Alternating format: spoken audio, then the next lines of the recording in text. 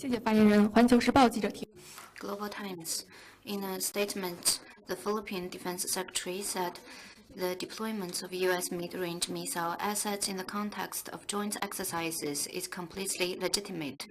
The Philippines is a sovereign state, not any country's doorstep. Any deployment and procurement of assets fall within its own sovereign prerogative and are not subject to any foreign veto.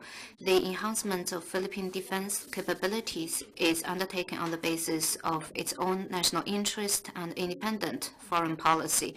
China is continuously building up their nuclear arsenal and ballistic missile capability, was China's comment. Regarding the U.S. deployment of mid-range capability missile system in the Philippines, China has stated its firm opposition on multiple occasions. Let me stress that the Typhoon MIC missile system is not a defensive weapon, but a strategic and offensive one. The Philippines has worked with the U.S. to bring in the Typhoon system.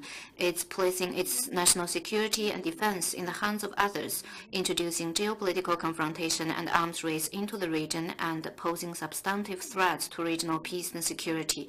Whose interest does this move serve? How could anyone believe this is independent foreign policy? What the Philippines is doing benefits no one.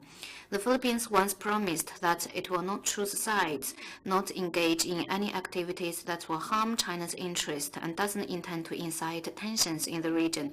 Despite these promises, the Philippines has helped countries outside the region deploy military forces and stoke confrontation. The Philippines said that the Typhoon system was only used during the exercises and will be shipped out of the country in September. But then it went back on its word, saying they would like to have the Typhoon here forever and even plans to acquire the system. This is typical breaching of its words. Who has kept making provocations in the South China Sea, who has worked with external forces to flex muscle, who took illicit acts under the pretext of upholding international law. Countries in the region know this well. We would like to tell the Philippines the only right way to safeguard national security is to uphold strategic independence, good neighborliness, and peaceful development. We call on the Philippines to heed the call of regional countries, quickly pull out the missile system as publicly pledged, and stop prolonging the wrongful act.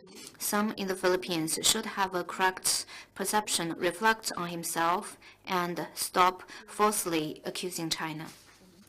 Our message to the Philippines is, China will not sit on our hands when our security interests are endangered or threatened.